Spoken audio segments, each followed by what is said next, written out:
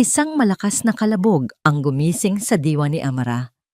Iyon ang tunog ng isang bagay na nababasag, isang bagay na mahalaga, isang bagay na hindi kanila. Nanigas siya sa kanyang kinatatayuan sa pasilyo. Hawak ang isang basahan. Tumigil sa pagtibok ang kanyang puso at napalitan ito ng isang matinding kaba na gumapang mula sa kanyang tiyan paakyat sa kanyang lalamunan.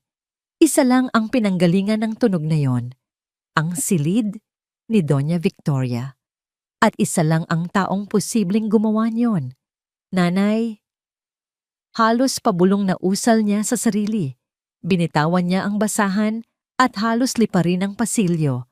Bawat hakbang niya sa makintab na sahig na marmol ay isang dagundong sa kanyang dibdib. Hindi. Pakiusap, huwag po. Paulit-ulit na dasal ng kanyang isip, huwag po sana ngayon. Pagdating niya sa bukana ng malaking pinto ng master's bedroom, natanaw niya ang isang eksenang halos magpatigil sa kanyang paghinga. Nakatayo sa gitna ng silid si Nanay Elena, ang kanyang ina. Nakasuot ito ng luma nitong duster, at ang mga mata nito ay tila nawawala sa ibang mundo. Sa paanan nito ay ang nagkalat na piraso ng isang mamahaling porselanas na florera. Ngunit hindi iyon ang nakapagpakilabot kay Amara. Ang hawak-hawak ni Nanay Elena. Isang gintong suklay. Kumikinang ito sa ilalim ng ilaw mula sa chandelier. Tila may sariling buhay. Iyon ang gintong suklay, ang pamana ng pamilyang ilustre. Ang bagay na mas mahalaga pa sa buhay para kay Doña Victoria. Napayuko si Amara at naramdaman niya ang unti-unting pag-init ng kanyang mga mata. Hindi niya sinasadya, hindi kailanman sasadyain ng kanyang ina na gumawa ng masama. Ang sakit na Alzheimer ang kumukuha sa kanyang alaala, pero hindi nito kinukuha ang kabutihan ng kanyang puso. Dahan-dahan siyang lumapit na parang isang hayop na gumagapang palapit sa isang nasugatang ibon. Nay, mahinahon niyang tawag. Pinipilit na huwag manginig ang kanyang boses. Nanay, akin na po iyan. Bawal po iyan. Ngunit hindi siya narinig ni Nanay Elena. Nakatitig lang ito sa suklay na hawak at may ngiti sa mga labi nito. Isang nangiting matagal nang hindi nakikita ni Amara. Kuya, bulong nito. Ang ganda kuya. Para sa akin ba to? Isang butil ng luha ang pumatak sa pisngi ni Amara. Kuya. Ang kapatid nitong matagal nang pumanaw. Sa pagkalimot ng kanyang ina sa kasalukuyan, ang nakaraan ang palagi nitong binabalikan. Isang magnanakaw sa sarili kong pamamahay. Ang boses na yon, malamig, matigas, puno ng kamandag. Sabay silang napalingon ni Nanay Elena. Nakatayo sa may pinto si Doña Victoria, nakapamaywang, ang kanyang sutlang roba ay nagbibigay sa kanya ng itsura ng isang reyna na handang magpataw ng parusa. Ang kanyang mukha ay perpektong naka-makeup, ngunit ang mga mata niya ay singtalim ng kutsilyo. Ang mga mata niyang iyon ay nakatuon hindi sa basag na florera, kundi sa gintong suklay na nasa kamay ng kanyang ina. Agad na lumuhod si Amara. Yumuko siya hanggang sa halos sumayad ang kanyang noo sa sahig. Ma'am Victoria, patawad po. Patawarin niyo po ang nanay ko. Pagmamakaawa niya, nanginginig ang buong katawan. May sakit po siya. Hindi po niya alam ang ginagawa niya. Ako na po ang humihingi ng tawad. Hindi sumagot si Doña Victoria. Narinig lang ni Amara ang dahan-dahan nitong mga hakbang palapit. Ang tunog ng mga tsinelas nito sa marmol ay parang tunog ng martilyo ng isang hukom. May sakit? Muling nagsalita ang Donya. Ang boses ay puno ng pangungutya. O sadyang lahi niyo na talaga ang pagiging magnanakaw? Hindi po, ma'am. Pakiusap po. Maniwala kayo. Umiiyak na sabi ni Amara, habang pilit na inaabot ang laylayan ng roba ng Donya. Naguguluhan lang po siya. Ibabalik po namin. Patawad po. Ngunit parang bakal, ang puso ni Doña Victoria. Hindi ito natinag. Sa halip, marahas nitong inagaw ang suklay mula sa kamay ni Nanay Elena na napasigaw sa gulat. At pagkatapos, Isang malakas na sampal ang dumapos sa pisngi ni Amara. Pak! Ang tunog ay umalingaw-ngaw sa buong silid. Naramdaman ni Amara ang hapdi, ang pag-init ng kanyang pisngi. Umikot ang kanyang paningin at saglit na nabingi ang kanyang tainga. Huwag mo akong hawakan ng marumi mong kamay, dinig niyang sabi ni Doña Victoria. Sa tingin mo ba ay maloloko mo ako sa pagdadrama mo? Planado niyo ito. Planado niyo ng nanay mong kunwari may sakit para makapagnakaw dito. Itinaas ni Amara ang kanyang mukha. Puno ng luha ang mga mata. Nakita niya ang galit sa mukha ni Doña Victoria. Hindi lang ito galit. Ito ay pandidiri. Hindi po. Hikbi niya. Ngunit hindi na siya pinakinggan. Itinuro ni Doña Victoria ang pinto. Ang daliri nitong may mamahaling singsing ay nanginginig sa galit. Guards! Sigaw nito. Ang boses ay umalingaw-ngaw sa buong Villa Ilustre. Palabasin ang mag-inang ito. Ngayon din. At sa isang iglap, 2 malalaking security guard ang pumasok sa silid. Ang kanilang mga mukha ay walang emosyon habang papalapit sila sa kanila. Napayakap si Amara sa kanyang ina na ngayon ay umiiyak na rin sa takot at pagkalito. Magnanakaw? Muling sigaw ni Doña Victoria. Ang salitang yon ay parang isang sumpang habambuhay na tatatak sa kanilang pagkatao. Palayasin ang mag-inang yan ngayon din. Ang malaking bakal na tarangkahan ng Villa Ilustre ay nagsara ng may malakas na kalansing. Ang tunog na yon ay parang isang hatol, isang pinitik na kandado sa kanilang munting mundo, sa kanilang huling pag-asa. Kasabay ng pagsara niyon ay ang pagbuhos ng malakas na ulan. Tila nakikisimpatiya ang langit sa kanilang sinapit. Ang bawat patak ay parang maliliit na karayom sa kanilang balat, malamig at masakit. Hala! Yung mga damit! Mahinang sigaw ni Amara, ngunit huli na ang lahat. Ang luma nilang karton na kahon na naglalaman ng lahat ng kanilang ari-arian sa mundo. Ilang pirasong damit, ang lumang larawan ng kanyang ama, at ang mga gamot ni Nanay Elena ay walang awang inihagis ng guard sa labas. Lumagapak ito sa isang putikan sa gilid ng kalsada. Nabasa, nasira, tinrato na parang basura, tulad nila. Niyakap ni Amara ang kanyang ina na nanginginig, hindi lang dahil sa lamig, kundi dahil sa takot. Nay, halika na po. Bulong niya. Pilit na pinatatatag ang sarili para sa kanilang dalawa. Huwag po kayong mag-alala, nandito po ako. Ngunit ang mga mata ni Nanay Elena ay wala sa kanya. Nakatingin ito sa nagsarang tarangkahan. Ang mga ilaw mula sa mansyon ay tila mga bituing napakalayo at imposibleng abutin. Uuwi na tayo. Umiiyak na, sabi nito. Gusto ko nang umuwi. Nasaan si kuya? Bakit nila tayo pinalayas? Isang matinding kirot ang gumuhit sa puso ni Amara.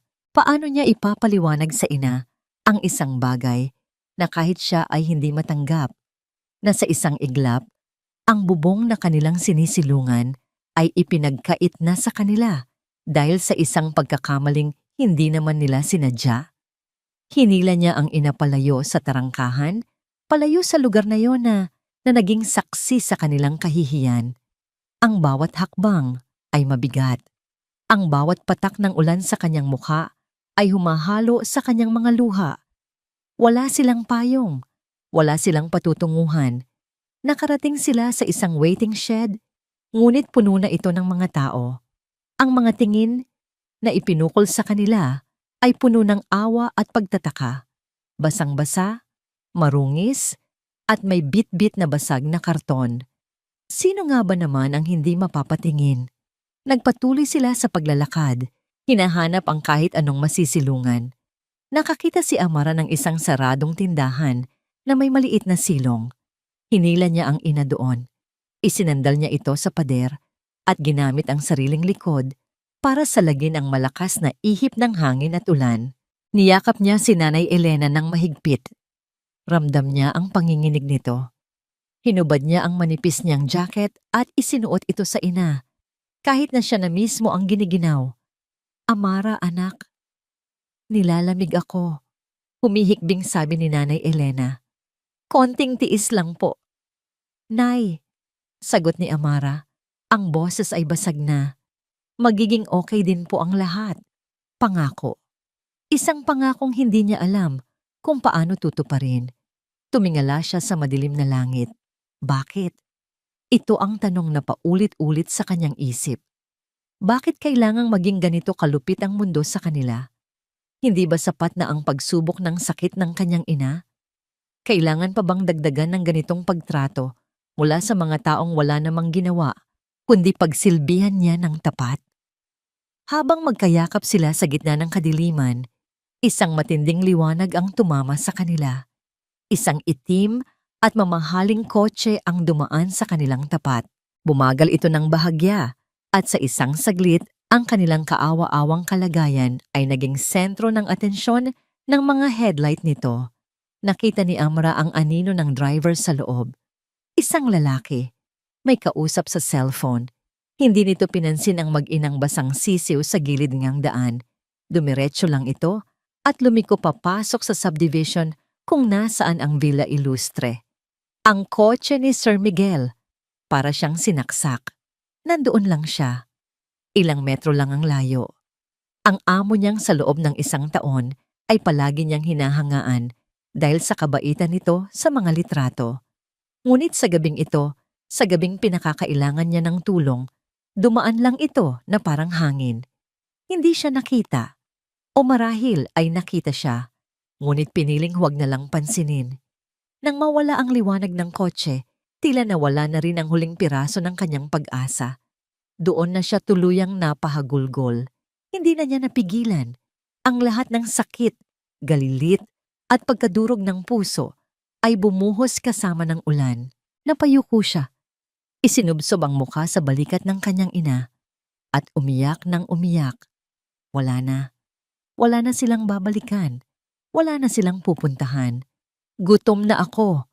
Narinig niyang bulong ni Nanay Elena. At doon, tila may bumigay sa loob ni Amara. Handa niyang tiisin ang lahat, pero ang marinig na nagugutom ang kanyang ina, iyon ang hindi niya kaya. Nang akala niya ay katapusan na ng lahat, isang mahinang boses ang kanyang narinig. Ineng, nag-angat siya ng ulo. Isang matandang lalaki na nagtitinda ng lugaw sa kariton ang nakatingin sa kanila. Pasara na ito at nililigpit na ang kanyang mga gamit. Okay lang ba kayo? Tanong ng matanda. Ang mga mata ay puno ng pag-aalala. Umiling lang si Amara, hindi makapagsalita. Nakita ng matanda ang kanilang kalagayan. Hindi na ito nagtanong pa. Kumuha ito ng 2 maliit na plastik na upuan mula sa kanyang kariton. Dito muna kayo sumilong sa ilalim ng payong ng kariton ko. Sabi nito. Sandali. Pumasok ito sa likod ng kariton at paglabas ay may dala na itong 2 mangkok ng mainit, umuusok na lugaw. Heto, kumain muna kayo, pampainit ng tiyan. Nakatitig lang si Amara sa lugaw. Isang simpleng lugaw, ngunit sa mga sandaling iyon ang pinakamahalagang bagay sa buong mundo. Tumingin siya sa matandang tindero at muling bumuhos ang kanyang luha, ngunit sa pagkakataong ito, may kasama na itong pasasalamat. Salamat po, halos pabulong niyang sabi. Maraming salamat po. Tinanggap niya ang mangkok at dahan-dahang sinubuan ng kanyang ina. Sa bawat subo ng mainit na lugaw, tila may kaunting init na bumabalik sa kanilang nanlalamig na katawan at isang maliit na kislap ng pag-asa ang muling sumilay sa gabing puno ng dalamhati. Pagpasok ng kotse ni Miguel sa tarangkahan ng Villa Ilustre, ang unang napansin niya ay ang kakaibang katahimikan. 10:00 na ng gabi. Karaniwan, sa mga oras na ito, may maririnig pa siyang mga bulungan ng mga katulong na nagliligpit o ang mahinang tunog ng telebisyon mula sa living room kung saan nagpapalipas ng oras ang kanyang asawa. Ngunit ngayon, ang tanging sumalubong sa kanya ay isang katahimikang halos nakabibingi. Pagbaba niya ng kotse, naamoy niya ang halimuyak ng basang lupa dahil sa ulan. Ngunit may iba pa siyang napansin. Isang sirang karton na kahon sa gilid ng kalsada malapit sa basurahan. Tila pamilyar ang itsura niyon, pero dahil sa pagod mula sa maghapong meeting, hindi na niya ito pinagtuunan ng pansin. Naabutan niya si Victoria sa kanilang sala, nakaupo sa isang mamahaling sofa at may hawak na kopita ng alak. Ang ilaw mula sa lampshade ay nagbibigay ng anino sa kanyang mukha. Ngunit kahit sa dilim, kitang-kita ni Miguel ang bakas ng pagkabalisa rito. "You're late," sabi nito. Ang boses ay walang emosyon.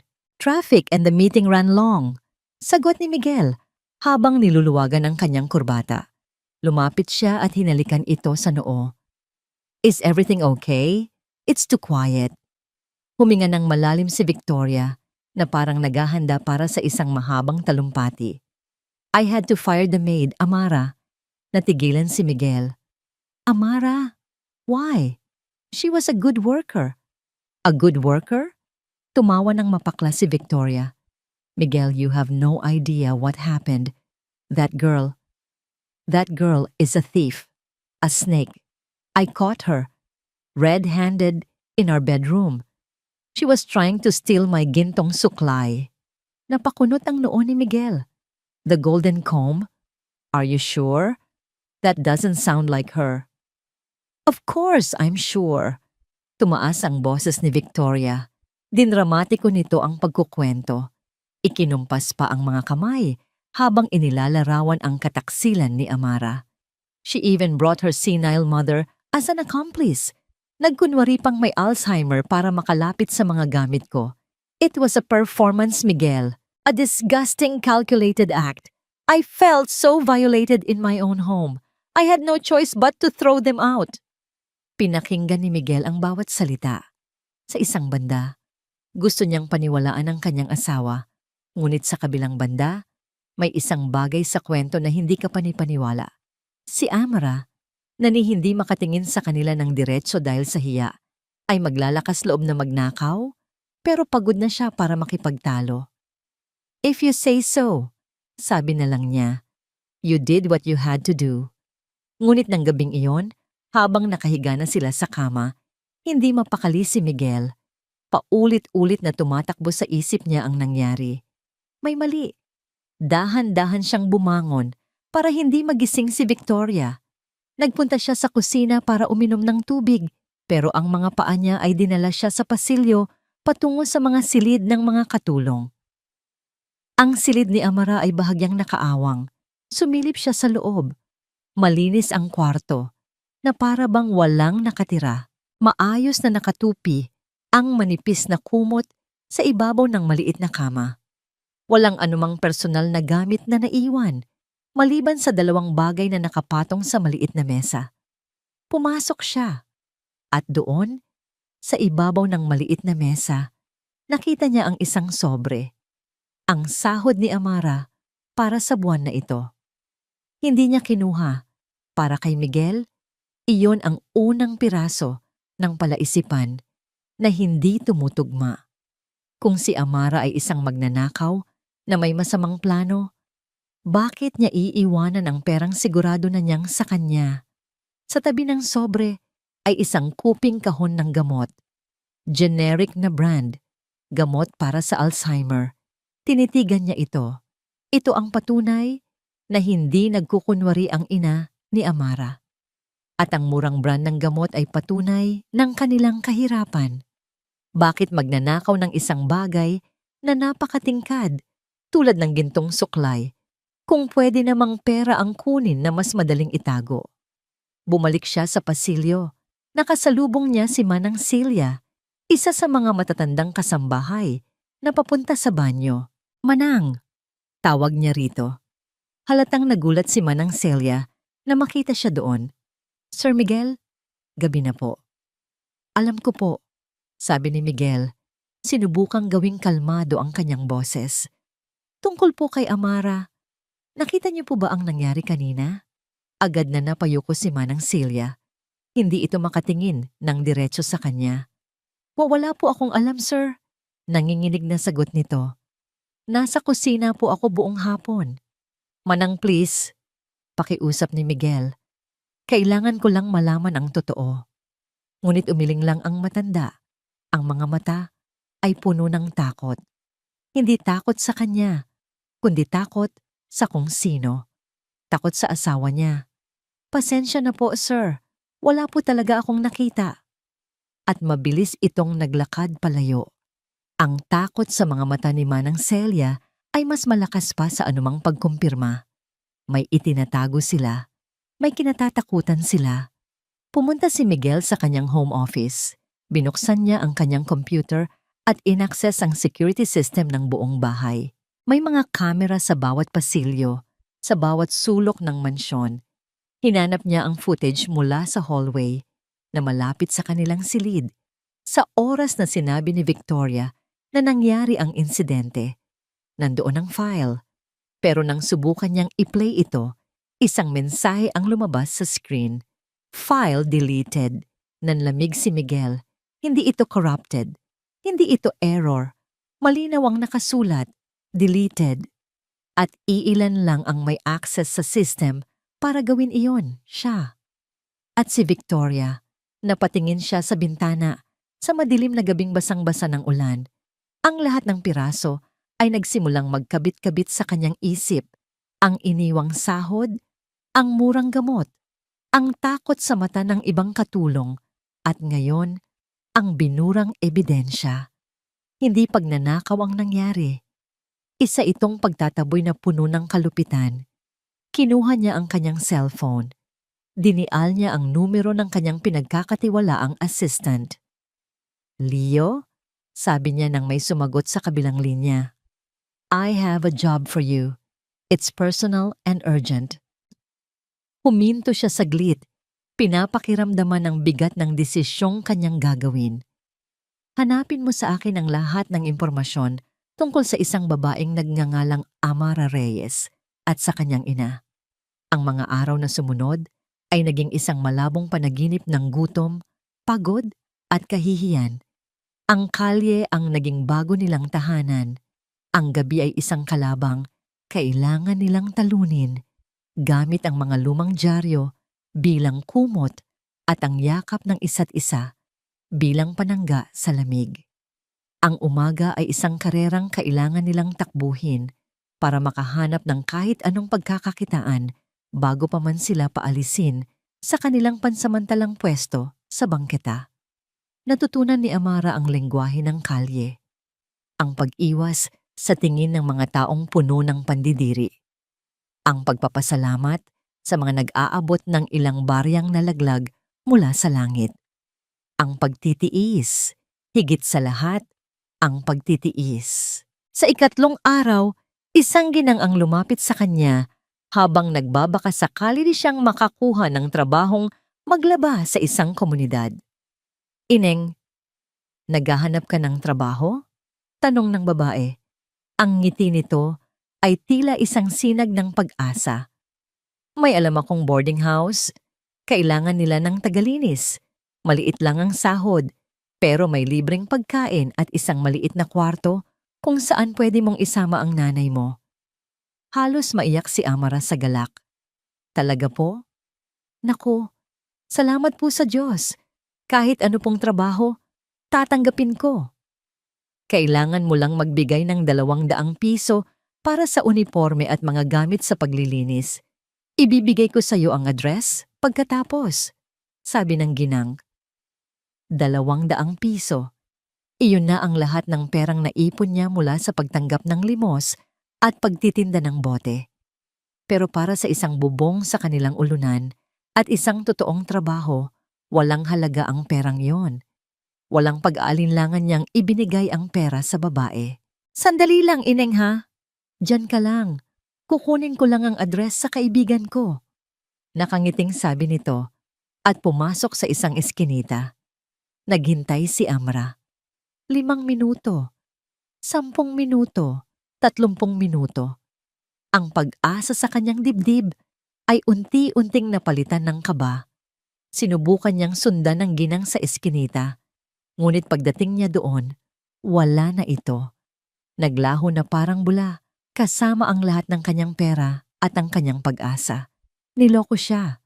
Ang sakit ay mas matindi pa sa gutom. Ang sakit ng pagiging biktima dahil sa kanyang desperasyon. Nang gabing iyon, mas lumamig pa ang simoy ng hangin at ang katawan ni Nanay Elena na huminana dahil sa kakulangan sa pagkain at maayos na tulugan ay tuluyan ng bumigay. Nagsimula ito sa isang ubo.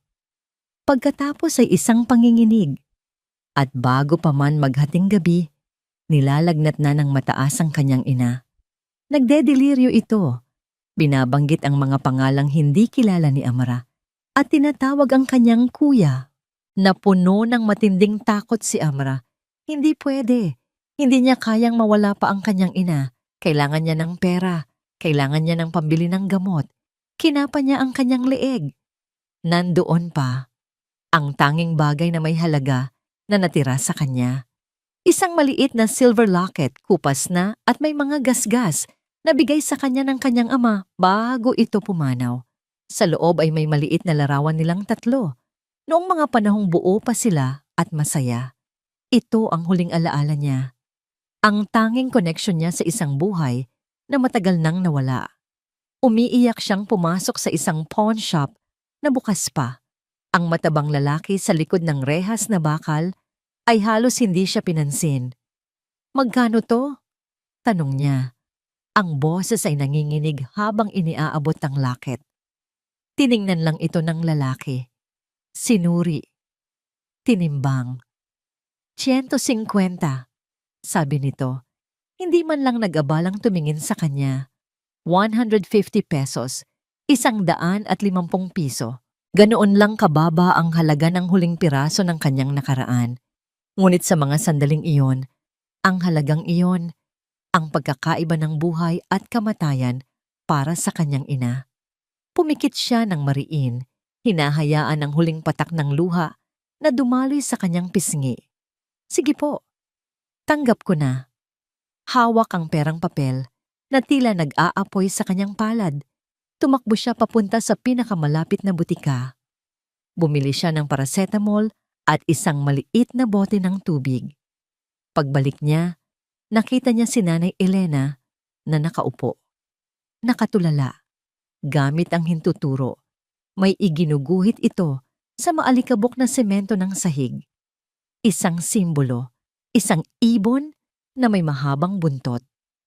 Paulit-ulit niya itong iginuguhit na parang isang panalangin na hindi niya mabitawan. Hindi ito pinansin ni Amara. Ang tanging nasa isip niya ay ang maibsan ng paghihirap ng ina. Pinainom niya ito ng gamot. Inalagaan buong gabi. Pinunasan ng basang bimpo para bumaba ang lagnat. Kinabukasan, medyo bumuti ang pakiramdam ni Nanay Elena. Nagpasya si Amara na tanggapin ang alok ng isang may-ari ng karinderya na maghugas ng mga plato, kapalit ng pagkain at kaunting barya. Habang nasa likod siya, abala sa pagkayod sa mga sebo sa pinggan, narinig niya ang balita mula sa maliit na telebisyon sa loob ng kainan. At ang taunang charity ball ng tanyag na pamilya Ilustre ay inaasahang magiging pinakamalaki sa taong ito sa pangunguna ng butihing may bahay na si Doña Victoria Ilustre. Nabitawan ni Amara ang hawak na plato. Nabingi siya sa lakas ng kalabog nito sa sahig na semento.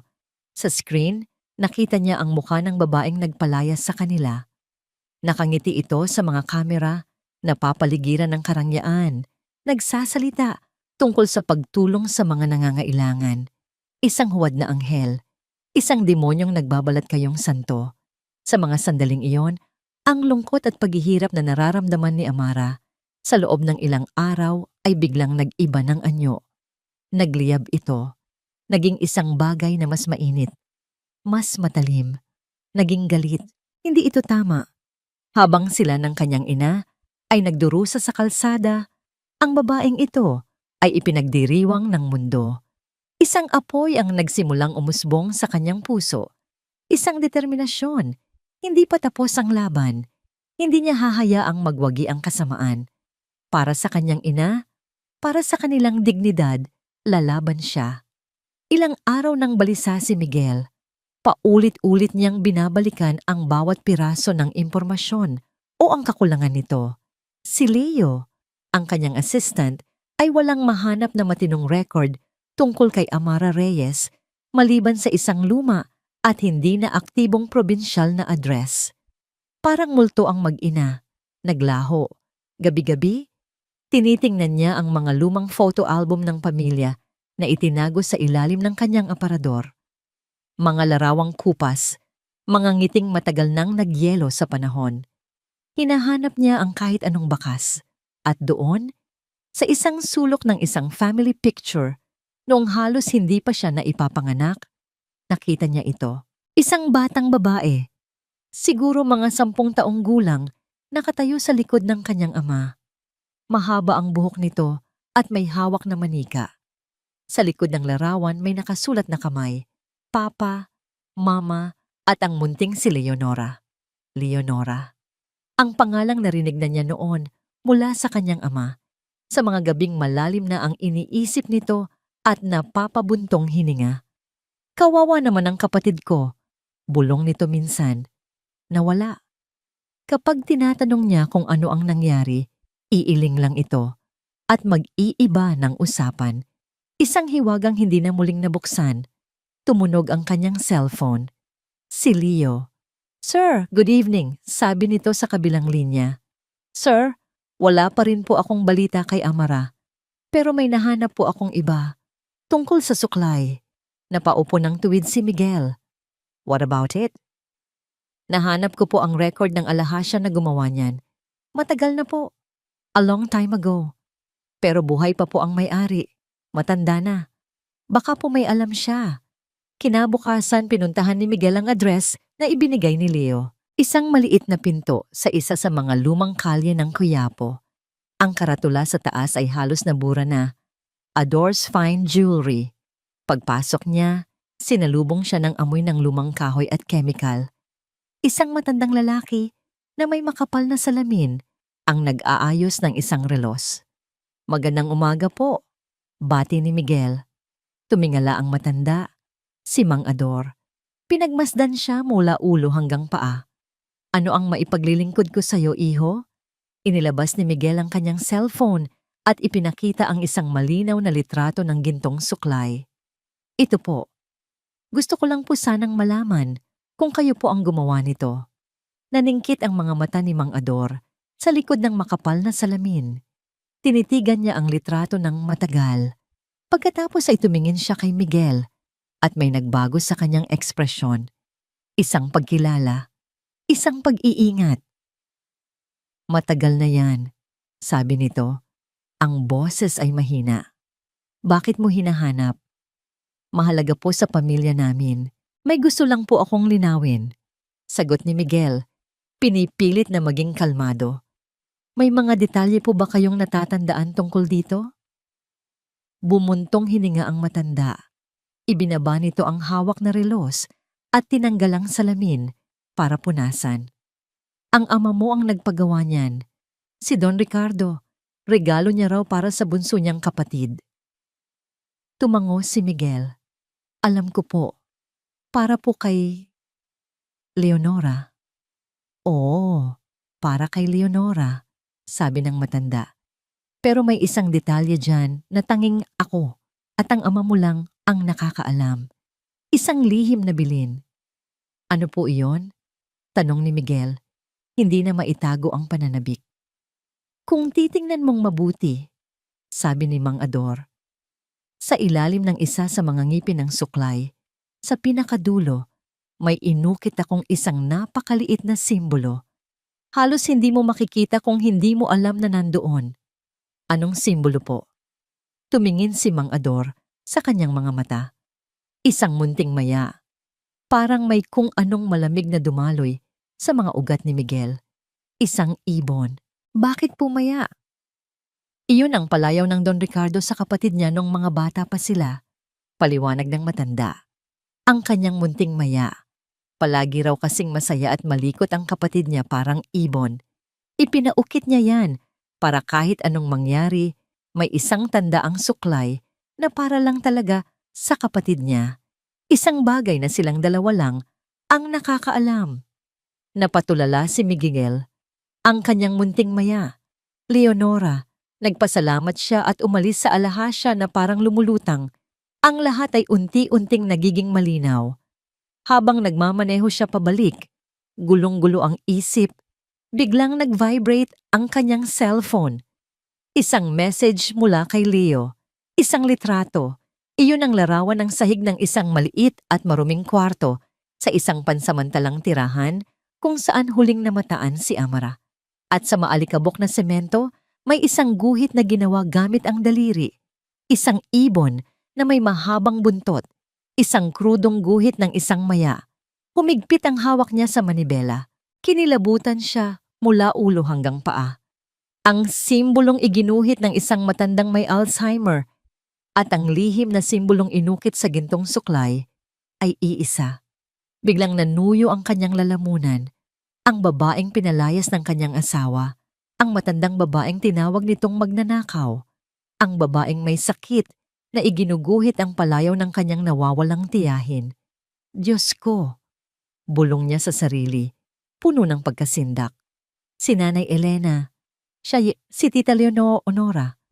Ang amoy ng pinakuluang sardinas at usok mula sa nasusunog na basura ang bumubuo sa hangin ng munting barong-barong na kanilang pansamantalang tinutuluyan. Isang espasyong ipinahiram sa kanila ng isang pamilyang naawa sa kanilang kalagayan, kapalit ng paglalabada ni Amara ng kanilang mga damit. Mas mabuti ito kaysa sa kalye, pero ang pakiramdam ng kawalan ay mas matindi pa rin. Pinagmamasdan ni Amara ang kanyang ina na mahimbing na natutulog sa isang banig na karton. Medyo bumuti na ang lagnat nito, ngunit halatang nanghina ang katawan. Ang mga buto sa pisngi nito ay mas lalong lumitaw. Ang bawat paghinga nito ay tila isang mabigat na pagod.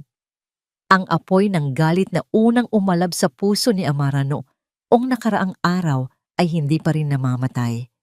Sa bawat paghihirap ng kanyang ina, mas lalo itong lumalakas.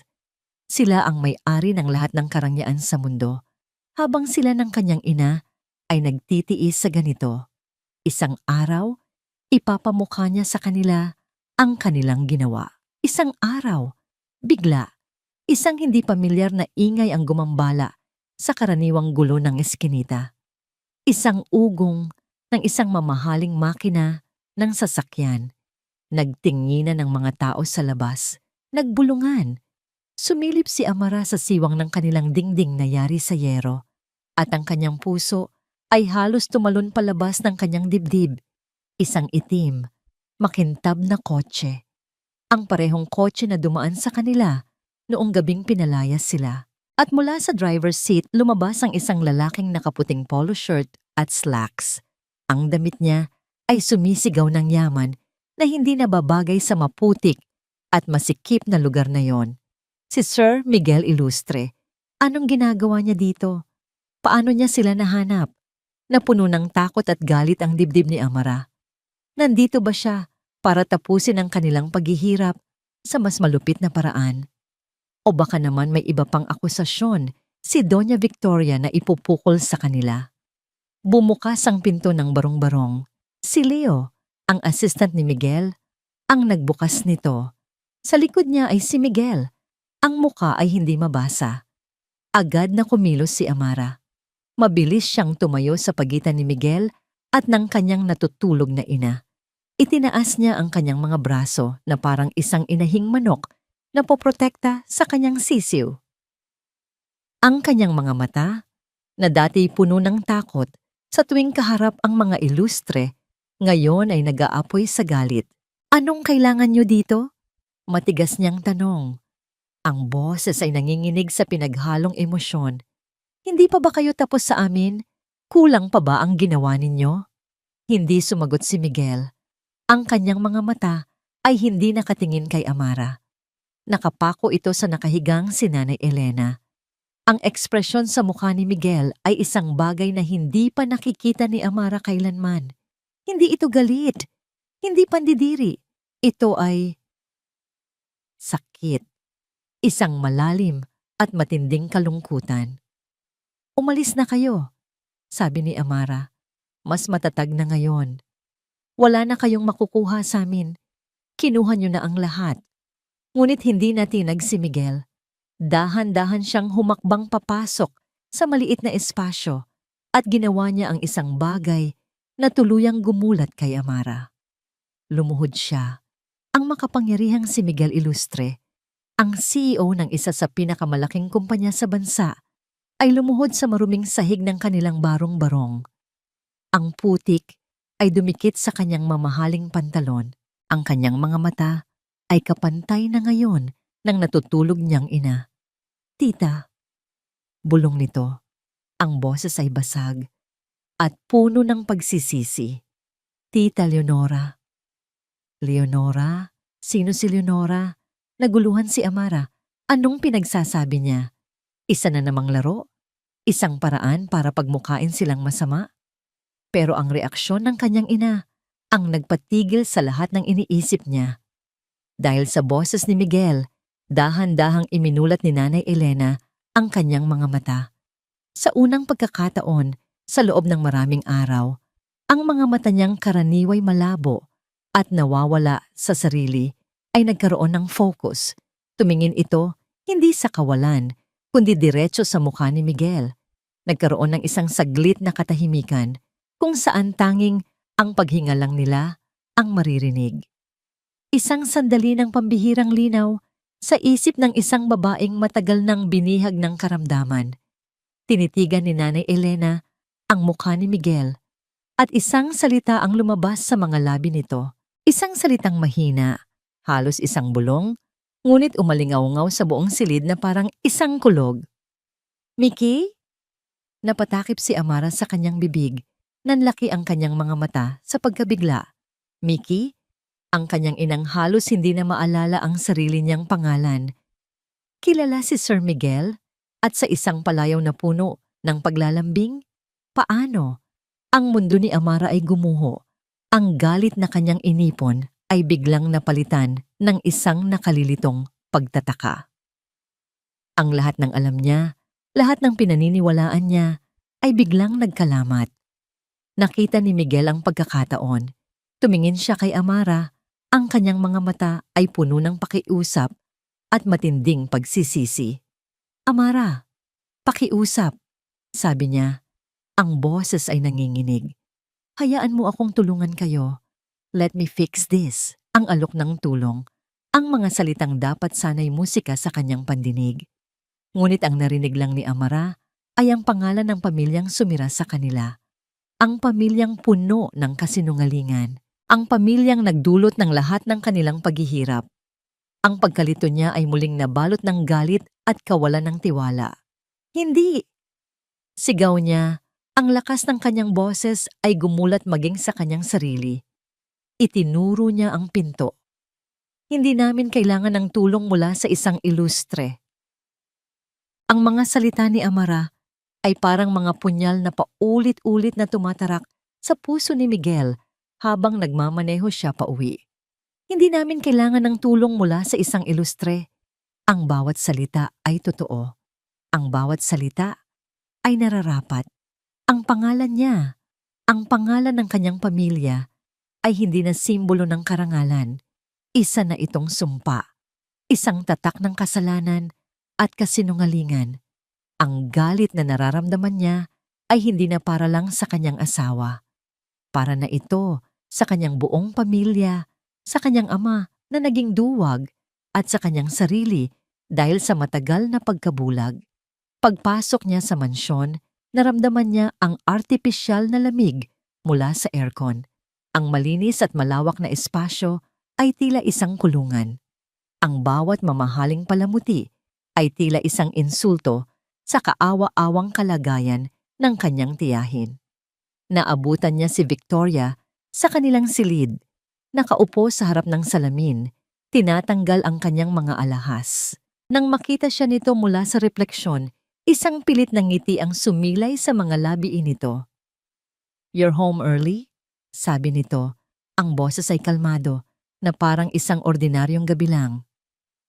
"How was your—" "Nahanap ko na sila," putol ni Miguel. Ang kanyang boses ay malamig. at matigas na parang yelo. Natigilan si Victoria. Ang kamay nitong may hawak na hikaw ay nanigas sa ere. Dahan-dahan itong lumingon. Ang pagkukunwari sa kanyang muka ay unti-unting napalitan ng pag-iingat. Ang sinong tinutukoy mo? Huwag ka nang magkunwari, Victoria. Sabi ni Miguel. Humakbang siya palapit. Alam mo kung sino. Ang babaeng pinalayas mo.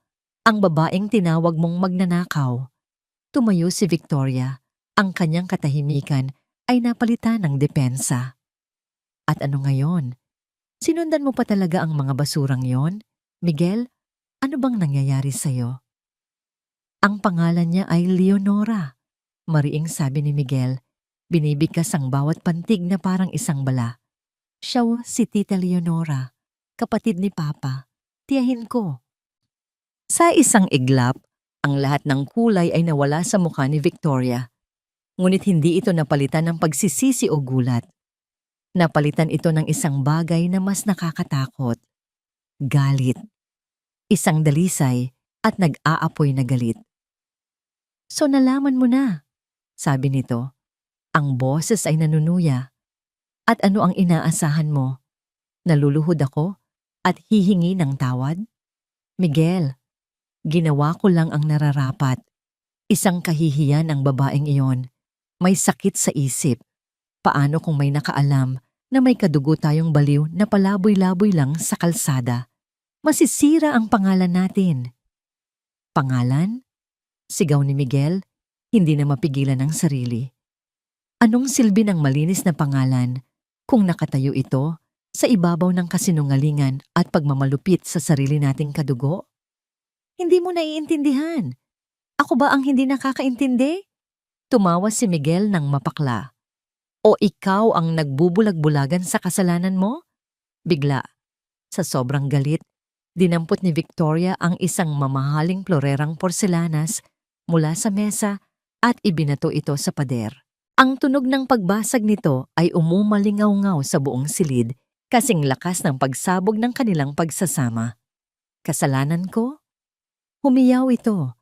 Ang kanyang perpektong itsura ay nag-usot dahil sa puot. Gusto mong malaman ang totoo, Miguel? Gusto mo talagang malaman kung kaninong kasalanan ang lahat ng ito? Humarap ito sa kanya. Ang mga mata ay nanlilisik. Hindi ako ang nagsimula nito. Ang nanay ko. Ang nanay ko ang gumawa ng paraan para mawala sa eksena ang Tita Leonora mo noon pa man. Tinuruan niya itong magtiwala at pagkatapos ay sinet up niya ito. Pinalabas niya na mayroon itong ibang lalaki para masira ito sa ama mo at sa buong pamilya. Ginawa niya yon para masigurado ang posisyon ko sa pamilyang ito. Para ako ang mapangasawa ng ama mo. Natulala si Miguel. Ang hangin ay tila ninakaw mula sa kanyang mga baga. Ang katotohanan ay mas madilim, mas masahol pa sa kanyang inakala. At ang duwag mong ama, patuloy ni Victoria, bawat salita ay lason, alam niya ang totoo. Pero wala siyang ginawa. Hinayaan niyang itaboy ang sarili niyang kapatid dahil mas pinili niya ang yaman at kapangyarihan ng pamilya ko. Kaya huwag na huwag mo akong sisisihin, Miguel, dahil pare-pareho lang tayong nakikinabang sa kasalanang sinimulan nila. Isang nakabibinging katahimikan ang namayani. Tanging ang kanilang mabibigat na paghinga ang maririnig. Kaya ngayon, mamili ka, sabi ni Victoria. Ang boses ay bumalik sa pagiging malamig at mapanganib. Naglakad ito palapit sa kanya, na parang isang ahas na handang tumuklaw. Maari mong ibaon ang lahat ng ito. Manahimik ka at ipagpapatuloy natin ang ating perpektong buhay. Proprotektahan naman natin ang pangalan ng pamilya. O, huminto ito sa kanyang harapan. O maaari mong ipagsigawan ang katotohanan at sisirain mo hindi lang ako, kundi ang alaala ng ama mo at ang buong pundasyon ng pamilya, ilustre. At sinisigurado ko sa iyo, idiniin nito ang daliri sa dibdib ni Miguel. Gagamitin ko ang lahat ng pera at kapangyarihan ko para siguraduhin ang buhay ni Leonora at ng anak niya ay magiging isang tunay na impyerno. Isang impyernong hindi na nila matatatakasan. Tinalikuran siya ni Miguel, nanginginig sa galit at kawalan ng magawa. Naglakad siya palabas ng silid, palabas ng kanilang mundo ng kasinungalingan. Kailangan niya ng hangin. Naiwan si Victoria sa gitna ng nagkalat na bubog. Kinuha niya ang kanyang cellphone mula sa kanyang purse. Ang kanyang mga daliri ay hindi nanginginig. Ang kanyang mukha ay kalmado na parang isang general na nagbibigay ng huling utos bago ang isang digmaan. Nagdial siya ng isang numero. "Hello?" sabi niya sa kabilang linya. "May trabaho ako para sa'yo." "Oo, tungkol sa kanila." Huminto siya saglit, tumingin sa sarili niyang refleksyon sa basag na salamin sa sahig. Gawin mo ang lahat para hindi na sila magsalita pa. Hindi niya maaninag ang mukha nito, ngunit naramdaman niya ang dalawang malalakas na braso na bumuhat sa kanyang ina. Pagkatapos, bumalik ito para sa kanya. Inangat nito ang nagbabagang kahoy na nakadagan sa kanya. "Hawakan mo ako!" sigaw ng lalaki. Ang boses na yon. Kahit paos dahil sa usok at puno ng pagmamadali, kilala niya ang boses na yon. Sa gitna ng apoy at kaguluhan, ang kanyang isip ay nagkaroon ng isang sandali ng hindi makapaniwalang pagkilala. Inabot niya ang kanyang kamay na nanginginig at nanghihina. Isang malakas na kamay ang humawak dito ng mahigpit. At sa isang hila, naitayo siya nito mula sa bingit ng kamatayan. Hinila siya nito palabas mula sa nasirang dingding, palayo sa apoy na handa na silang lamunin. Paglabas nila sa impyernong yon, doon niya nakita ng malinaw. Ang kanyang mukha ay puno ng uling. Ang kanyang mamahaling polo ay may mga sunog na butas, ngunit walang duda.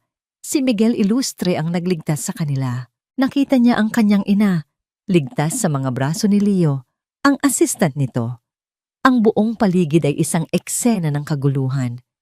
Ang mga bumbero ay dumarating na. Ang mga sirena ay sumisigaw. Ang mga kapitbahay ay nagpapanik. Ngunit para kay Amara, ang mundo ay tumigil sa pag-ikot. Bakit? Bakit siya nandito? Bakit niya isinugal ang sariling buhay para sa kanila? Walang oras para sa mga tanong. Hinawakan ni Miguel ang kanyang braso. "Halika na! Kailangan natin silang madala sa ospital." Inalalayan siya nito papunta sa itim na kotse na ngayon ay tila isang arko ni Noah sa gitna ng dilubyo. Maingat nilang inihihiga si Nanay Elena sa backseat. Umupo si Amara sa tabi nito habang si Miguel ay mabilis na umikot papunta sa driver's seat. Ang sasakyan ay humarurot paalis. Iniwan ang kaguluhan at ang apoy. Sa loob ng kotse ang tanging maririnig ay ang pag-ubo ni Amara at ang mabigat na paghinga ni Miguel. Tiningnan ni Amara ang kanyang ina. Maputla ito at walang malay. Ang dibdib nito ay bahagyang tumataas baba. "Huminga ka lang, Nay," bulong ni Amara. Hinahaplos ang buhok ng ina. "Malapit na po tayo. Magiging okay din po kayo." Paulit-ulit niyang sinasabi ang mga salitang yon, hindi lang para sa kanyang ina, kundi para na rin sa kanyang sarili. Isang panalangin pilit niyang pinaniniwalaan. Pagdating sa emergency room ng pinakamalapit na pribadong ospital, isang grupo ng mga nurse at orderly ang agad sumalubong sa kanila. Mabilis na isinakay si Nanay Elena sa isang stretcher at ipinasok sa loob. "Family of the patient?" tanong ng isang nurse. "Ako po, anak niya." Mabilis na sagot ni Amara. Sinubukan niyang sumunod, ngunit pinigilan siya ng nurse. "Ma'am, kailangan din po nating gamutin yang sugat niyo sa binti." Doon lang niya naramdaman ang matinding kirot mula sa paso at sugat na natamo niya. Naiwan silang dalawa ni Miguel sa waiting area. Umupo si Amara sa isang malamig na upuang bakal, nakatitig lang sa pintong pinasukan ng kanyang ina. Ang amoy ng usok ay nanunuot pa rin sa kanyang damit, sa kanyang buhok, sa kanyang bawat paghinga. Hindi siya makapagsalita, hindi siya makagalaw. Ang lahat ng lakas niya ay naubos sa pagsigaw, sa pagtakbo, sa paglaban sa apoy. Ngayon, ang natira na lang ay isang nakabibinging katahimikan at isang nag-uumapaw na takot. Isang doktor ang lumabas mula sa pinto. Agad na napatayo si Amara, hindi na ininda ang sakit ng kanyang binti. "Kayo po ang pamilya ni Elena Reyes?" Tanong ng doktor. Ang mukha ay seryoso. "Opo, ako po," sagot ni Amara. Ang puso ay kumakabog ng napakabilis. "Kamusta po siya, Dok? Okay lang po ba siya?" Huminga ng malalim ang doktor. Tiningnan siya nito ng may halong awa. "We've stabilized her for now. But," ang salitang but ay parang isang martilyong pumukpok sa kanyang dibdib. "She inhaled too much smoke," patuloy ng doktor. "May matinding pinsala ang kanyang mga baga. We're doing everything we can, pero kailangan ko pong sabihin sa inyo, kritikal ang kanyang kondisyon." Kritikal. Ang salitang yon ay umalingaw-ngaw sa isip ni Amara. Isang salita, 4 na pantig, pero sapat na yon para wasakin ang lahat ng natitira niyang pag-asa. Naramdaman niyang nanghina ang kanyang mga tuhod. Ang boses ng doktor ay unti-unting humina, naging isang malayong ugong na lang. Ang maliwanag na ilaw ng ospital ay nagsimulang umikot. Ang huli niyang naramdaman ay ang pag-abot sa kanya ng mga braso ni Miguel bago siya tuluyang lamunin ng kadiliman. Lahat ay nawala na. Nakatayo si Miguel sa labas ng intensive care unit, pinaghihiwalay lamang ng isang makapal na salamin mula sa kanyang tiyahin. Nakakabit ito sa iba't ibang makina na may mga ritmikong tunog, tunog na nagsasabing buhay pa ito, pero isang paalala rin kung gaano kapanganib ang kalagayan nito. Ang sunog ay hindi aksidente. Alam niya yon sa kaibuturan ng kanyang kaluluwa. Ang biglaang paglitaw nito matapos ang kanilang pagtatalo ni Victoria ay hindi isang koinsidensya. Iyon ay isang babala. Isang pagtatangkang patahimikin ang nakaraan magpakailanman.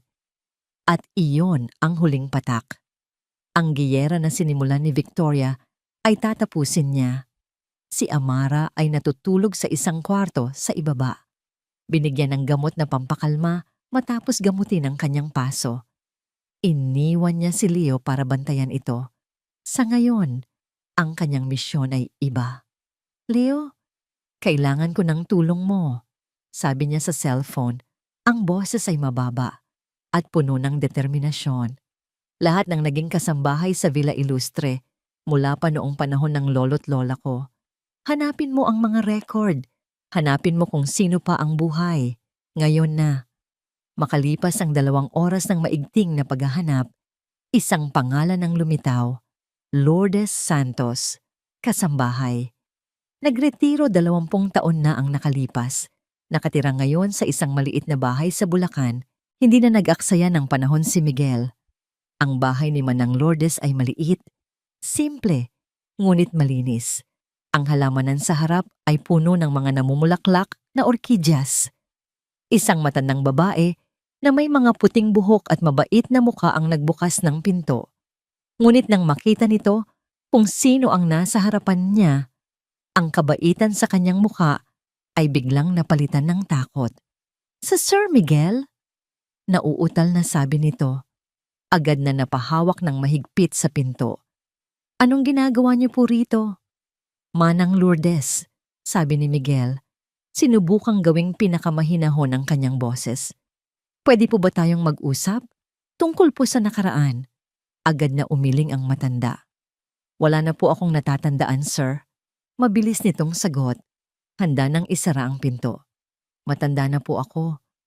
Limot ko na ang lahat." Pinigilan ni Miguel ang pinto gamit ang kanyang kamay. Hindi sa paraang marahas, kundi sa paraang nagmamakaawa. "Pakiusap po. Tungkol po ito kay Leonora." Sa pagbanggit ng pangalan, isang kislap ng sakit ang dumaan sa mga mata ni Manang Lourdes, ngunit mabilis din itong nawala. "Wala akong kilalang Leonora." "Nagkakamali ka lang siguro, iho. Umalis ka na."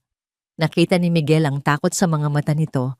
Ito ang parehong takot na nakita niya sa mga mata ng ibang kasambahay. Ang takot na itinanim ng pamilya ni Victoria sa loob ng maraming taon. Sinubukan po siyang patayin. Biglang sabi ni Miguel, ang boses ay basag. Natigilan si Manang Lourdes. Kagabi po, patuloy ni Miguel, may nagsunog sa tinutuluyan nila. Ngayon po, ang tiyahin ko, si Leonora, ay nasa ospital, nakikipaglaban para sa kanyang buhay.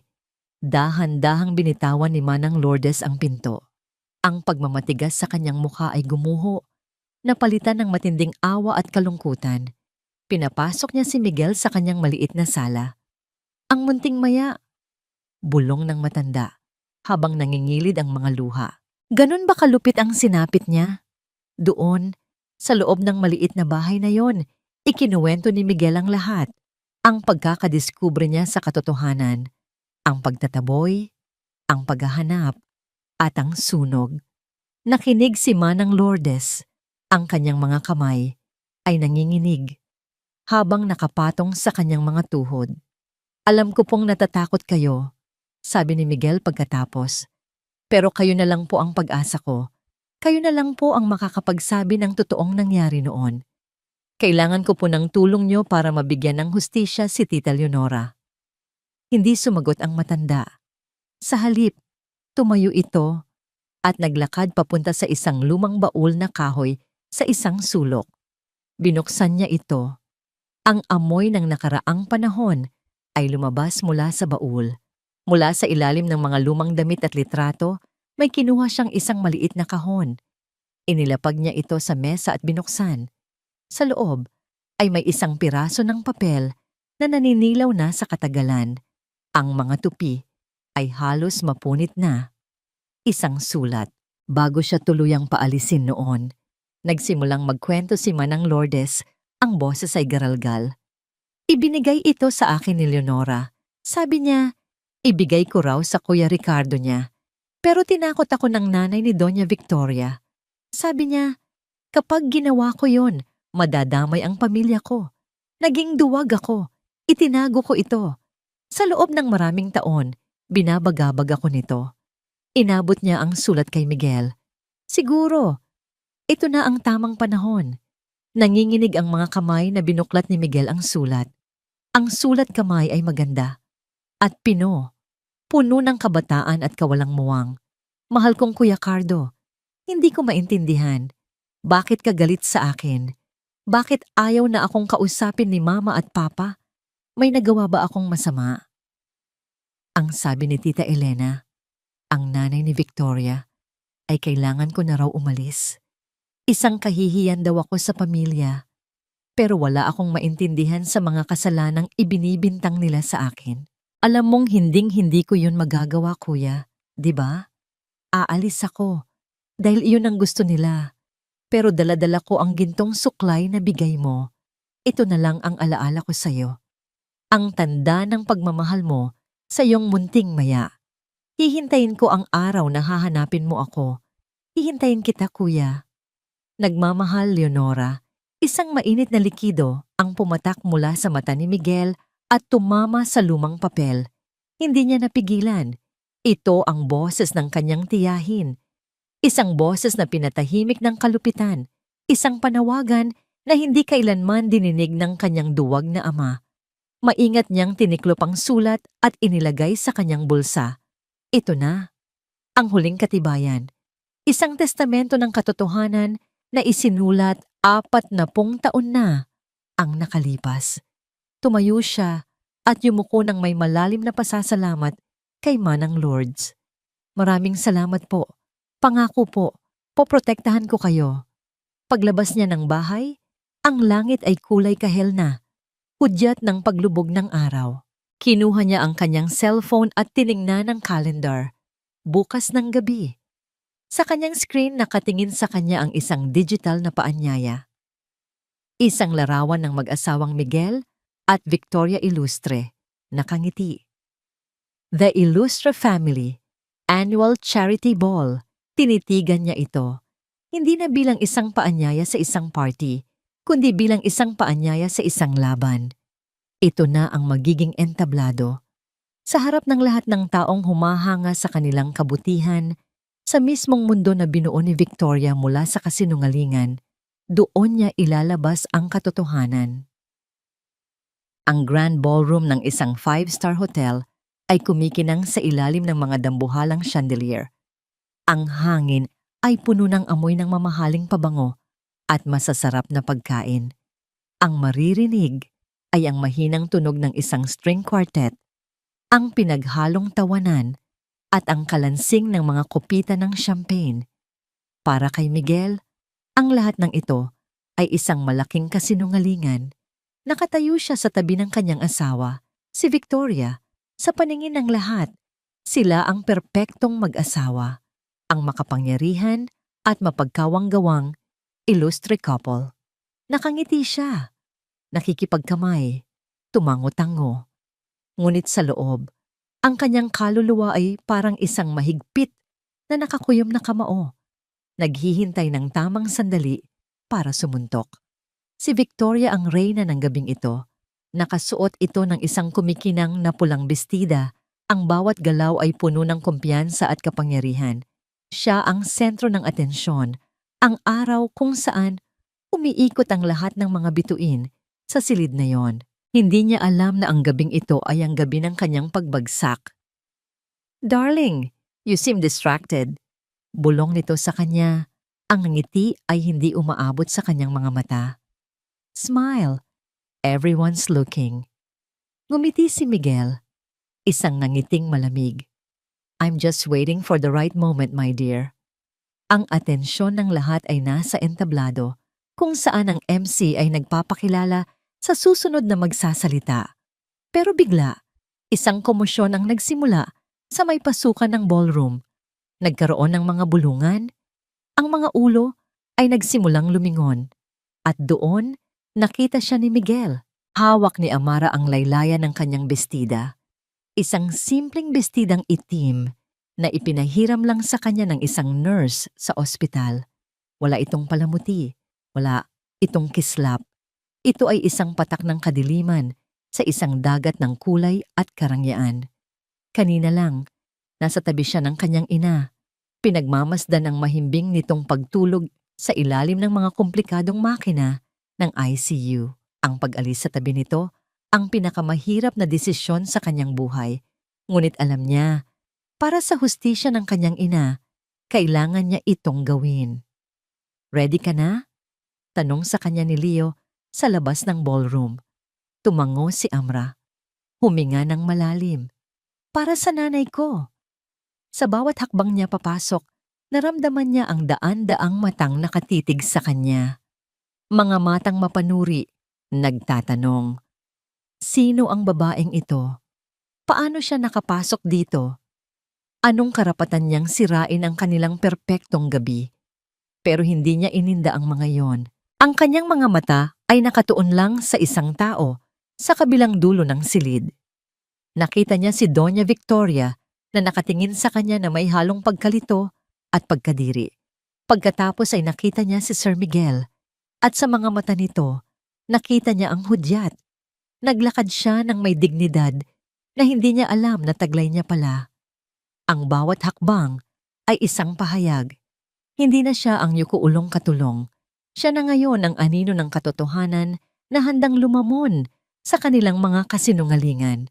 Nakita ni Miguel ang pagbabago sa mukha ni Victoria nang makilala nito si Amara. Ang pagkalito ay naging galit. Itinaas nito ang kanyang kamay, isang senya sa mga security guard na harangin ang bisitang hindi inaasahan. "Guards, get her out of here!" Utos nito. Ang boses ay mahina, ngunit puno ng kamandag. Ngunit bago pa man makakilos ang mga guard, humakbang si Miguel at hinarangan ang kanilang daan. "She's with me," mariin niyang sabi. Ang mga guard ay natigilan, naguguluhan. Tumingin sila kay Victoria, tapos kay Miguel. Ang dalawang haligi ng pamilya Illustre ay magkasalungat. Sa entablado, tinawag na ng MC ang kanyang pangalan. "Ladies and gentlemen, let us give a warm round of applause to the man of the hour, the CEO of Illustre Holdings, Mr. Miguel Illustre." Pumalakpak ang mga tao. Ito na. Hinalikan niya sa pisngi si Victoria. Enjoy the show, bulong niya, at iniwan itong nanlalaki ang mga mata sa pagkatulala. Naglakad siya paakyat ng entablado, sinalubong ng nakakasilaw na ilaw at malakas na palakpakan. Tumayo siya sa lectern, tiningnan ang dagat ng mga mukha sa kanyang harapan, mga politiko, mga business tycoon, mga socialite, ang mga taong humuhusga sa mundo base sa yaman at itsura. Good evening! Simula niya, ang kanyang boses ay kalmado at malakas, umalingaw-ngaw sa buong silid. Thank you all for coming tonight to support our foundation. Huminto siya, hinayaan ang katahimikan na mamayani. Karaniwan, sa mga ganitong gabi, pinag-uusapan natin ang tungkol sa pagtulong, sa pagbibigay. Ngunit ngayong gabi, huminga siya ng malalim. Gusto kong ikwento sa inyo ang tungkol sa isang krimen. Isang nakabibinging katahimikan ang biglang bumalot sa buong ballroom. Ang mga ngiti ay nawala. Ang mga bulungan ay tumigil. Mula sa entablado, nakita ni Miguel ang reaksyon ni Victoria. Ang kulay ay unti-unting nawala sa kanyang mukha. Ang kanyang mga kamay ay mahigpit na nakakuyom sa ibabaw ng mesa. Isang krimen na itinago sa loob ng 40 taon. Patuloy ni Miguel, ang kanyang mga mata ay hindi inaalis sa kanyang asawa. Isang krimen ng kasakiman, ng pagtataksil, at ng isang pusong pinuno ng inggit.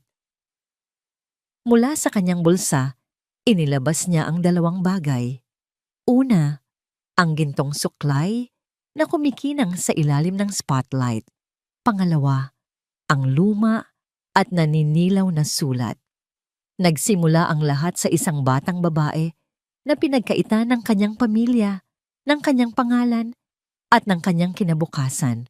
Sabi ni Miguel, itinaas ang sulat. At ang katibayan ay naririto. Ang mukha ni Victoria ay isa ng maskara ng purong takot. Tinalikuran ni Miguel ang audience at tumingin sa malaking LED screen sa kanyang likuran. Sumenya siya sa tech booth. Pero huwag ninyo akong pakinggan. Pakinggan ninyo ang isang taong naging saksi sa lahat. Ang screen na kanina'y nagpapakita ng logo ng Illustre Foundation ay biglang naging itim. Pagkatapos, isang mukha ang lumitaw. Ang mukha ng isang matandang babae, si Manang Lourdes, na nakaupo sa isang silya. Ang kanyang mga mata ay puno ng lungkot, takot, ngunit sa wakas ay puno ng katapangan. Ang pangalan ko po ay Lourdes Santos. Nagsimulang magsalita ang boses mula sa speaker. At ito po ang totoong nangyari kay Leonora Ilustre. Isang kolektibong paghinga ng pagkabigla ang narinig mula sa buong audience. Ang gabi ng paghuhukom ay nagsimula na. Nakatayo si Amara sa may pasukan. Ang kanyang mga paa ay tila nakabaon sa sahig na marmol. Mula sa malaking screen, ang boses ni Manang Lourdes ay umalingaw-ngaw. Isang tinig mula sa nakaraan na humihiwa sa katahimikan ng kasalukuyan. Ang bawat salita ay isang patunay. Ang bawat pangungusap ay isang pag-amin sa lahat ng pagdurusang dinanas nila ng kanyang ina. Habang nagsasalita si Manang Lourdes, nakita ni Amara ang pagbabago sa buong silid. Ang mga bulungan ay naging mga halinghing ng pagkabigla. Ang mga mapanuring tingin na kanina'y nakatuon sa kanya ay isa-isa nang bumaling sa nag-iisang reyna ng gabing iyon. Nakita niya si Doña Victoria. Nakaupo ito sa kanyang mesa, tuwid na tuwid ang likod, na parang isang estatwang gawa sa yelo. Ngunit ang panginginig ng kanyang mga kamay na nakapatong sa ibabaw ng mamahaling mantel ay hindi maitatago. Nang matapos ang video, isang nakabibinging katahimikan ang bumalot sa ballroom. Ang lahat ay nakatingin kay Miguel, na ngayon ay ibinaba na ang sulat. Ang babaeng pinalayas, 40 taon na ang nakalipas. Sabi ni Miguel, ang boses ay matatag at puno ng awtoridad. Ay ang babaeng kamakailan lang ay muling pinalayas mula sa aming tahanan. Tinawag na magnanakaw. at sinunog ang tinutuluyan. Siya ang aking tiyahin, si Leonora Ilustre. At ang babaeng ito? Lumingon si Miguel at tumingin ng diretso sa kanya.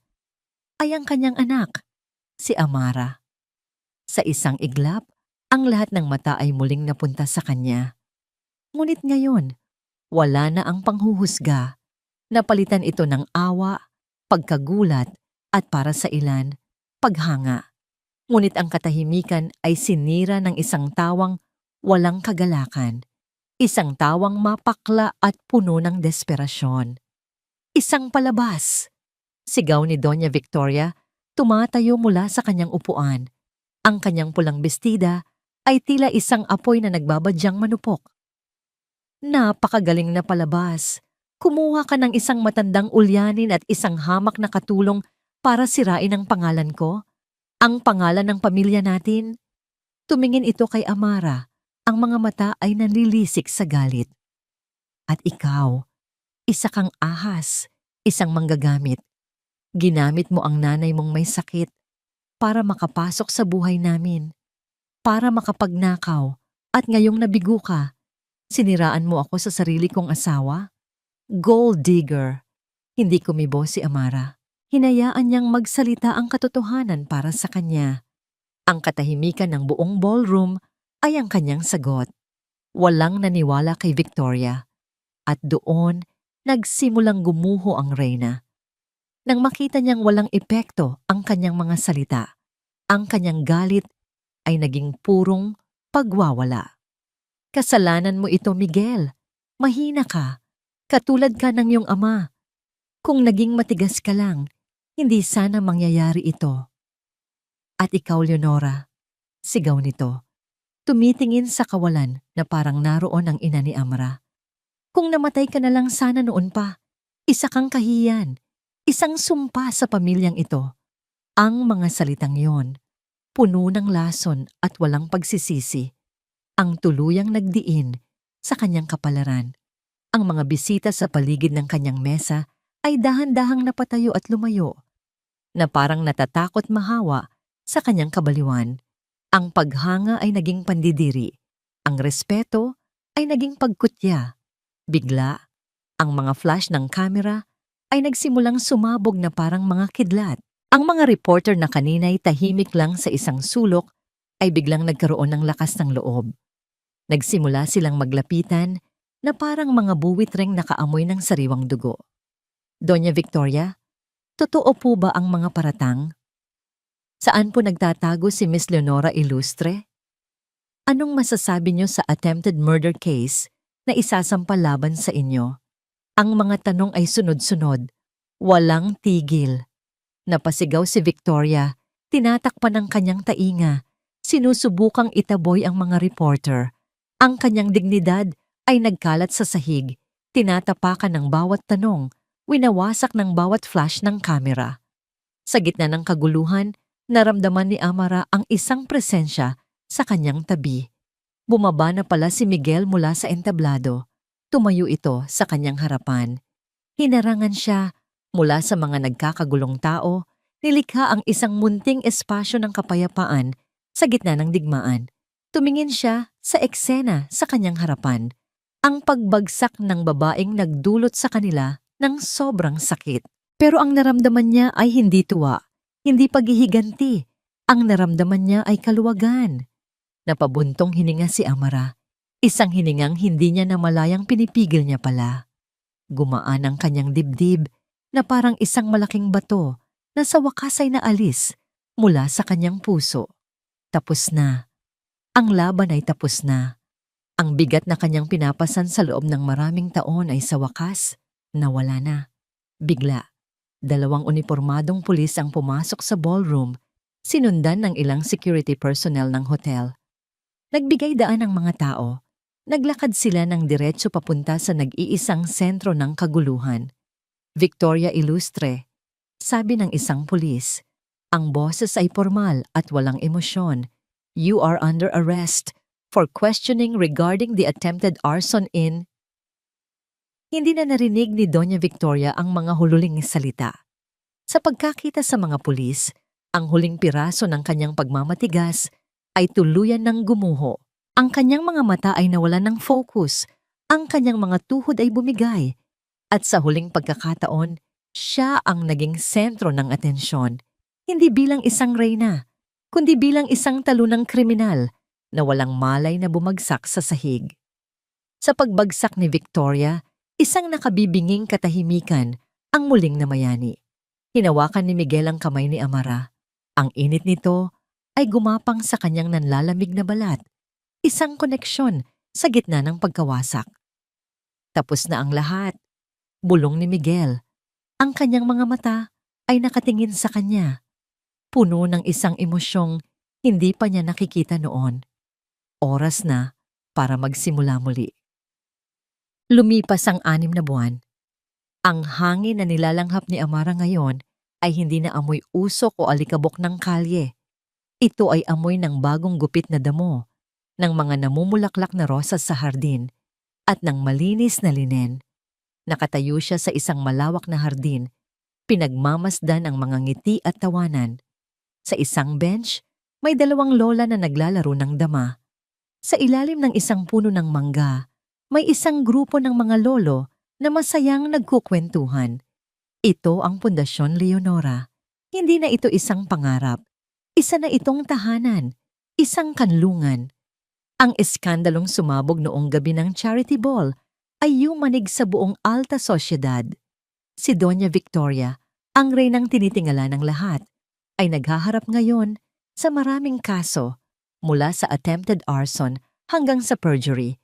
Tinalikuran siya ng lahat ng dati niyang kaibigan. Ang kanyang pagbagsak ay naging mabilis at walang awa. Si Miguel naman ay tinupad ang kanyang pangako. Tinalikuran niya ang posisyon bilang CEO ng Illustre Holdings. Ibinenta niya ang malaking bahagi ng kanyang mana para itayo ang pundasyong ito na ipinangalan sa tiyahing hindi man lang niya nakasama ng matagal. Ginamit niya ang yaman na nabahira ng kasinungalingan para lumikha ng isang bagay na totoo at dalisay. Nilapitan ni Amara ang isang babaeng nakaupo sa wheelchair sa ilalim ng lilim, nakatingin sa malayo. Ang buhok nito ay maputi na, ngunit malinis at maayos na nakapusod. "Nay!" Mahinahon na tawag ni Amara. Lumingon si Nanay Elena. Ang kanyang mga mata ay malinaw na, ngunit ang liwanag ng pagkilala ay madalang nang sumilay. Nakaligtas siya sa sunog, ngunit ang pinsala sa kanyang baga at ang trauma ay mas lalong nagpalala sa kanyang Alzheimer. Hindi na maibabalik ang dati, pero payapa na siya, ligtas, at iyon para kay Amara ay sapat na. Kinuha niya ang isang libro mula sa kanyang tabi. "Nay, babasahan ko po kayo ng sulat ko para sa inyo, ha?" Ngumiti lang ang kanyang ina. Binuklat ni Amara ang isang kwaderno at nagsimulang magbasa. "Mahal kong nanay, kamusta na po kayo? Sana po ay masarap ang tulog niyo kagabi. Marami pong nangyari. Nakuha na po natin ang hustisya. Ang babaeng nagpahirap sa atin ay hindi na po tayo magagalaw kailanman. Hindi na po tayo matutulog sa kalye. Hindi na po tayo magugutom. Alam niyo po ba? Nay, may tahanan na po tayo. Isang napakagandang tahanan na puno ng mga tulad ninyo. At ang nagtayo nito ay si Sir Miguel, ang Mickey ninyo. Napakabuti niya pong tao. Tinulungan niya po tayong bumangon. Tinulungan niya akong mahanap ang boses ko. At araw-araw, tinutulungan namin ang isa't isa na ayusin ang mga nasira sa aming mga puso. Sana po, kahit papaano, nararamdaman ninyo ang lahat ng ito. Sana po nararamdaman ninyo kung gaano ko kayo kamahal." Hindi na niya natapos ang huling pangungusap. Isang mainit na luha ang pumatak sa pahina. Dahan-dahan niyang isinara ang kwaderno. "Amara." Narinig niya ang boses ni Miguel mula sa kanyang likuran. Paglingon niya, nakita niya itong papalapit. Dala ang isang tray na may 2 baso ng juice. Nakasuot lang ito ng simpleng t-shirt at maong. Ang dating anyo ng isang makapangyarihang CEO ay napalitan ng isang simpleng lalaking may malalim na mga mata at isang tunay na ngiti. Nagabala ka pa, sabi ni Amara. Hindi yun abala, sagot ni Miguel habang inilalapag ang tray sa maliit na mesa. Gusto kong personal na magpasalamat sa'yo para sa lahat. Umupo ito sa tabi niya. Tumingin sila pareho kay Nanay Elena. Ako dapat ang magpasalamat sa'yo, Miguel, sabi ni Amara. Tumingin ito sa kanya at sa mga mata nito ay nakita niya ang bigat ng pagsisisi na habang buhay na siguro nitong dadalhin. Patawad, Amara. Patawad dahil naging bulag ako. Dahil naging mahina ako. Dahil hinayaan kong mangyari ang lahat ng yon sa inyo sa pamamahay ko mismo. Patawad. Sa pagkakataong ito, si Amara na ang umabot sa kamay nito. Miguel, ang paghingi ng tawad ay para sa mga taong walang ginawa. Pero ikaw, ginawa mo ang lahat para itama ang mali. At iyon ay higit pa sa sapat. Isang maliit na ngiti ang sumilay sa mga labi ni Miguel. Isang ngiting puno ng pasasalamat at pag-asa. Kinuha ni Amara ang isang bagay mula sa kanyang bulsa. Ang gintong suklay. Ito ay malinis na ngayon at kumikinang sa ilalim ng sinag ng hapon. Lumuhod siya sa harapan ng kanyang ina. Nay, aayusin ko po ang buhok niyo, ha? Dahan-dahan, isinuklay niya ang maputing buhok ni Nanay Elena. Ang bawat hagod ay puno ng pagmamahal at pag-aalaga. Nang matapos, inilagay niya ang suklay sa mga kamay ng ina. Tinitigan ito ni Nanay Elena. Hinaplos. Pagkatapos ay ginawa nito ang isang bagay na nagpatigil sa mundo ni Amara. Tumingin ito sa kanya at sa isang pambihirang sandali ng linaw, isang tunay na ngiti ang sumilay sa mga labi nito. Isang ninangiting puno ng pagkilala at pagmamahal. Hinawakan nito ang kamay ni Amara na nakahawak din sa suklay. Pinagsiklop nito ang kanilang mga kamay. Hindi na niya kailangan pang magsalita. Ang isang simpleng hawak at isang matamis na ngiti ay sapat na. Doon, sa hardin na itinayo mula sa mga abo ng nakaraan, sa ilalim ng mapayapang sinag ng araw, natagpuan ni Amara ang kanyang tunay na tahanan, hindi sa isang mansyon o sa isang gusali, kundi sa mga sandaling iyon, isang bagong simula na itinayo sa pundasyon ng pag-asa, pagpapatawad, at walang hanggang pagmamahal. At dito nagtatapos ang kwento ni na Amara at Miguel. Mula sa kaibuturan ng aking puso, maraming salamat sa iyo, aming mahal na tagapakinig, sa iyong walang sawang pagsubaybay sa bawat kabanata ng kanilang paglalakbay. Salamat sa pagsama, sa kanilang pagtawa, sa kanilang pagluha, at sa kanilang pakikipaglaban para sa katotohanan at hustisya. Habang isinusulat ko ang kwentong ito, naramdaman ko ang bigat ng bawat pagsubok ni Amara, ang lalim ng pagsisisi ni Miguel, at ang dalisay na pag-asang hindi kailanman namatay sa puso ni Nanay Elena. Ang kanilang kwento ay isang paalala sa ating lahat. Isang paalala na ang tunay na halaga ay wala sa kinang ng ginto o sa